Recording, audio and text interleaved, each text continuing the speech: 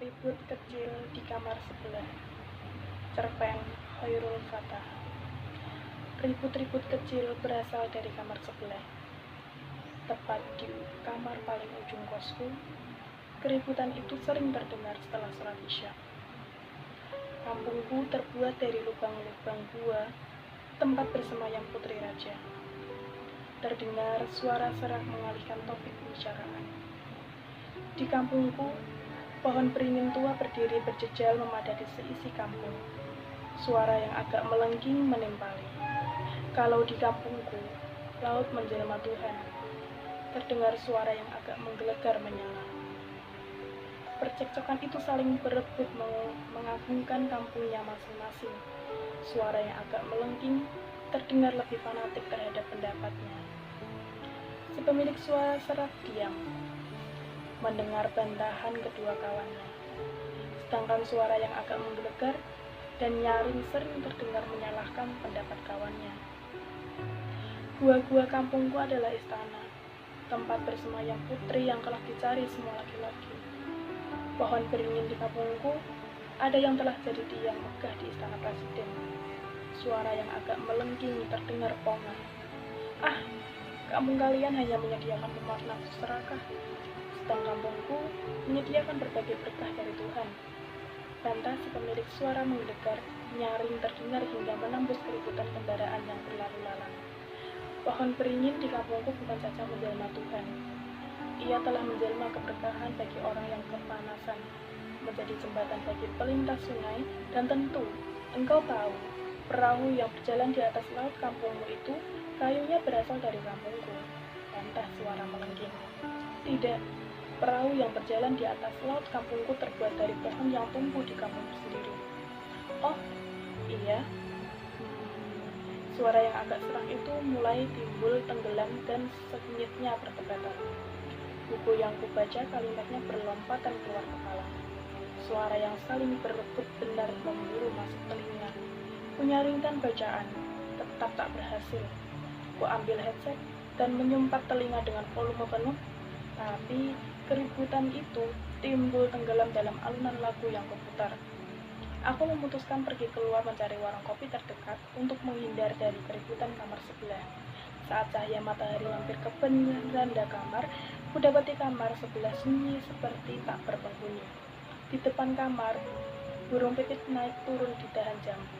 Mataku memerah, sisa kantuk sekali-kali menguap di mulutku. Sambil bersandar pada kursi, aku memejamkan mata. Tanpa terasa, tidur menyergapku.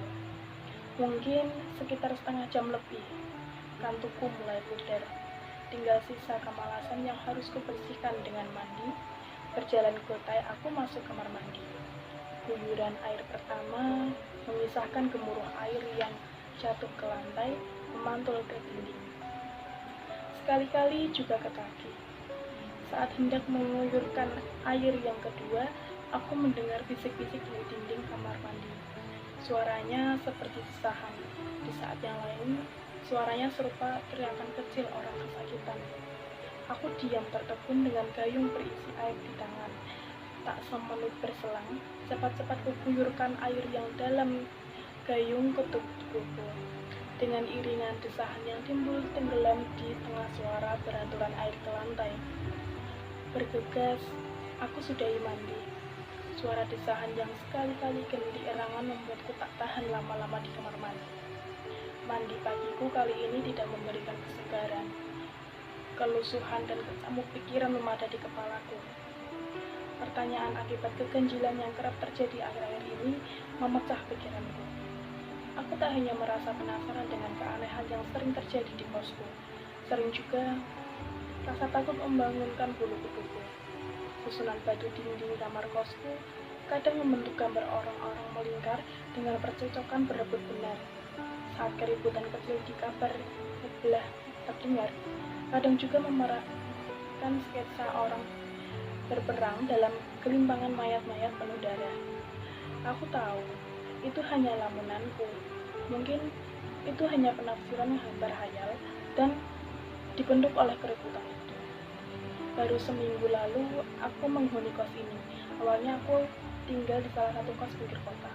Karena jaraknya terlalu jauh dari tempat kerja, akhirnya kuputuskan untuk pindah. Setelah berhari-hari mencari tempat kos yang murah, teman kerjaku memberi saran untuk melihat salah satu tempat kos yang berada di tepat di sisi kanan rel kereta api. Bangunannya memang tidak terlihat tua, tapi kata kamanku yang sebulan lalu balik kampung, harga kos di sana enak untuk orang seperti kita. Demikian penjelasan temanku. Nampaknya dia paham keadaan ekonomiku sebagai mahasiswa yang kerja sampingan di warung kopi sederhana. Awalnya aku menanggapi usulannya dengan acuh tak acuh. Tetapi setelah berhari-hari tak kunjung ketemu info kos yang lebih murah dari kos yang disarankan temanku, aku iseng datang melihat tempat kos itu. Sampai di sana, aku tidak punya pilihan lain kecuali menetap. Selain tempatnya murah, juga dekat dengan tempat kerjaku. Malam pertama kos, aku menganggap suara percekcokan itu hal biasa, seperti layaknya tempat kos murah lainnya, yang biasa dihuni oleh orang-orang suka begadang dengan bercanda dan bermuzik sepanjang malam. Kejanggalan itu timbul beberapa menit hari kemudian. Bagaimana tidak? Kamar yang siang hari sepi tiba-tiba ramai saat malam. Bukan cuma sekali dua kali. Aku mencoba meyakini diriku bahwa kamar yang berada paling ujung itu berpenghuni. Sebab kalau malam aku sering mendengar keributan tentang kampung siapa yang paling baik. Ini terus berulang tiap malam. Paginya, selalu kudapati kamar itu kosong tanpa berpenghuni. Pernah aku bertanya pada pemilik kos tentang hal ini. Ia hanya menjelaskan bahwa kamar itu dulu pernah disewa oleh 4 orang dan sekarang kamar itu telah dijadikan gudang. Aku terpantik untuk bertanya terlebih lanjut. Tapi pemilik kos tak mau memperpanjang penjelasan. Dia bilang, suara yang sering kudengar itu mungkin hanya halusinasi belaka.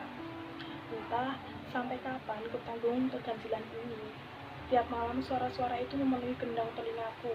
Dan di saat itu pula, dinding kamarku membentuk gambar-gambar yang aku sendiri ketakutan melihatnya.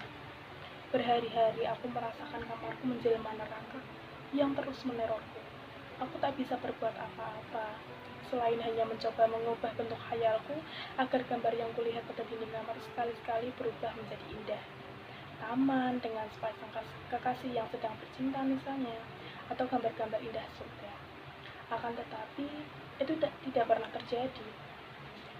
Pada malam ke-21, siksaan yang timbul dari suara ribut kamar sebelah membuatku mulai berpikir yang bukan-bukan. Benarkah ada hantu di kos ini, atau yang sedang kerasukan hantu, hingga pikiranku menimbulkan gambar yang bukan-bukan. Tak mau berpusing dengan itu, aku minta penjelasan pada kawan kerjaku. Barangkali pamannya sudah balik kampung, bisa menjelaskan apa yang kualami. Dari dia, ku dapat penjelasan. Ia mendapatkan kisah ini langsung dari pamannya. Katanya, bertahun-tahun ia tinggal di kos itu sering juga mendengar suara-suara. Ia tersiksa, hampir setahun lebih, dan ia merasakan ketenangan saat mendapat penjelasan dari seorang kakek yang jadi tukang cat kos. Kakek itu sudah lama bekerja di sana, tepatnya semenjak ia berusia muda. Kata si kakek, dulu kamar kos yang paling ujung itu pernah ditempati oleh 4 orang yang berasal dari desa. Mereka sengaja tinggal di kos dekat rel kereta yang mengangkut kayu dan hasil bumi dari desa mereka. Mereka ingin menyaksikan sendiri kebenaran yang kerap diperdebatkan di kampungnya, tentang kampung siapa yang paling memberikan sumbangsi atau negara. Tetapi tujuan mereka tak tercapai, sebab pada suatu malam datang segerombolan orang berseragam dan membunuh mereka atas dalih pembangkangan dan mata-mata negara. Ada yang tahu secara pasti kejadian itu, selain pemilik kos dan tukang cat yang sudah bertahun-tahun kerja di sana. Setelah mendengar cerita itu, mataku basah. Tiap mendengar suara keributan dari kamar sebelah. Tiap suara itu terdengar, gambar dinding kamarku membentuk dengan adegan 4 orang berjalan tertatih-tatih dari pulau Nanjau demi mendapat petaka dan mengejar hal sia-sia.